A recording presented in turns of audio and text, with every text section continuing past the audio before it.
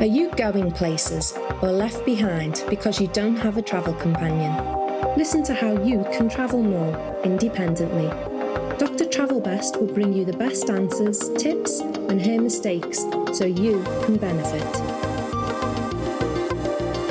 Welcome to Dr. Mary Travel Best's Independent Travel. This is for women who travel, who want to travel, and especially for those who want to travel independently. What's on your bucket list? I'll help you get there. I'll respond to your travel questions as well as share my mistakes and missteps in travel because I've made just about every mistake. You don't have to. I wrote and published the best-selling book, CD, and website, The World's First Guide to Independent Travel. And since 1993, I've been running a marketing business while traveling and raising 4 children with my husband and been a university professor. These travel experiences are necessary tools, so I want to share them so you make your trip the very best, like travel best. In this episode, the FAQ is, what would you do if you were traveling for a year? What one continent would you visit? The destination today I'll talk about later is Yosemite. And my mistake, the wrong bag. I'll give you some advice on how to take your time. So starting off with the FAQ, a former student asks, if I was to take off for 1 year for travel, what continent would that be? Well, that didn't take me too long to think about 5 minutes, but I've come up with Australia. And I was there many years ago, and I absolutely want to go back. So it is on my bucket list. A year would be a wonderful amount of time to spend in Australia. So where would I start? I would start on the East Coast in Sydney, the main part of where commerce and industry and entertainment happens. You've seen the pictures of the Sydney Opera House. Stunning. That bridge is just a beautiful place. So then from there, I would go up the Gold Coast and take a look at Surfer's Paradise. Some beautiful beaches there. Definitely wouldn't want to miss those. Brisbane is where I'd go next. Brisbane, the Lone Pine Sanctuary was one of my favorite places. I got to hold a koala bear, and that was just memorable experience. And then I'd go to Cairns. I'd see what is up north and explore the Great Barrier Reef, go snorkeling, and if you can, scuba, you'll really enjoy that. And then I'd take some time and I'd go into the middle of the country. I'd go to the outback. The place that I'd land is Alice Springs. And then from there, it's about 300 miles or 6 hours or so to Ayers Rock. So if you have a chance, you can explore the outback. And if you're going to be gone for a year, you should have a chance. And the interesting thing is that most people from Australia have never, ever been there, never seen the outback, never seen how remote they can get in their own country.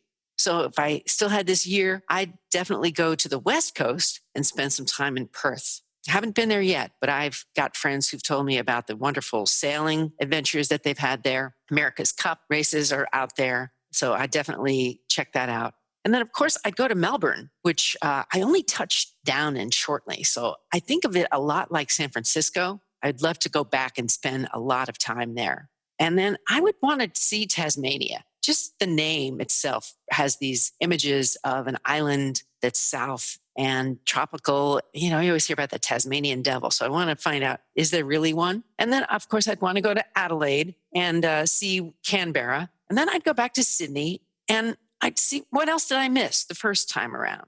So I'd go back and enjoy that experience. So I think you could do it in less than a year. And then since you are there for such a long time, I'd also take a side trip over to New Zealand. So you've got the North Island and the South Island, and I think that you would be really pleased to go. So that's my answer for where I'd go for a year.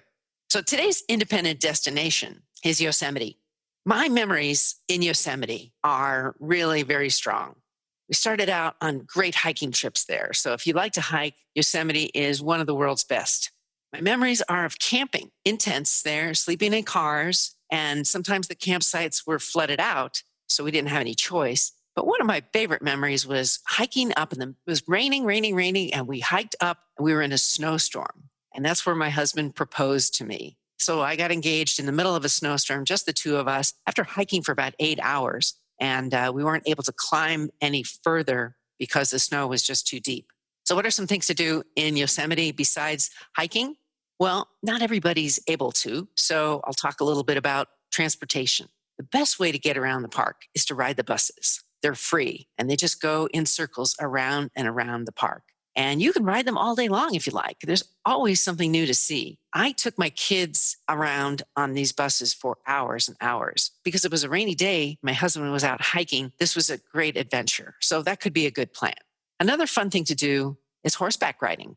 So if you are even inexperienced as I am, you could get on a horse and they'll guide you around. Now, the food in the cafeteria was pretty good. I recommend the pancakes. Something to be concerned about, though, are the squirrels. So lots and lots of squirrels. They ate right through my backpack. They smelled a peanut butter and jelly sandwich, and I was right there when they did it. So you can find some flat areas. They'll even take strollers if that's what you've got, but it's a place to enjoy the world's nature. So I found some quotes from some other people. They said that Yosemite is a really good place to get away from work or anything causing stress. And someone else said long hikes, wear comfortable shoes, and bring enough water and food. And the third quote is that regular sedentary people will find it as enjoyable as the hiking athletes.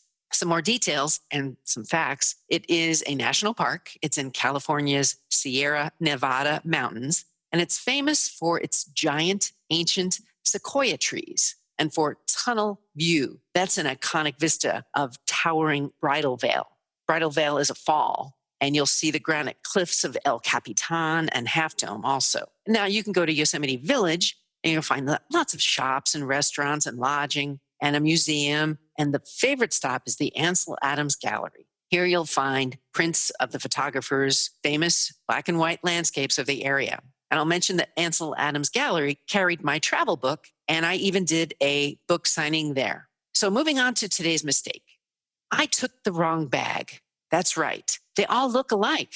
I was in the Salt Lake City airport and I checked my ski boots in a gray bag and I picked them up and went to my hotel. And when I opened the bag, the boots were not mine. It was terrible because I had someone else's boots and that put both of us on a bad path. So I called the airline and we got it sorted out, but it was a first bad day. And I don't know who grabbed which bag first, but I felt really bad to ruin someone else's day. Today's travel advice is to take your time. Don't rush through your trip.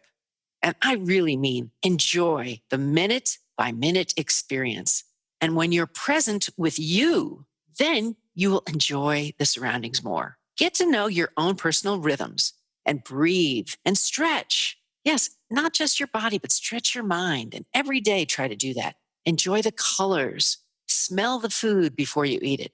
Inhale everything. Put a huge smile on your face, even when things are tough. One tip I have is that it's better to see one place and stay there a while than to spread yourself all over. You may not remember any of that. Today, I want to bring meaning to your travel.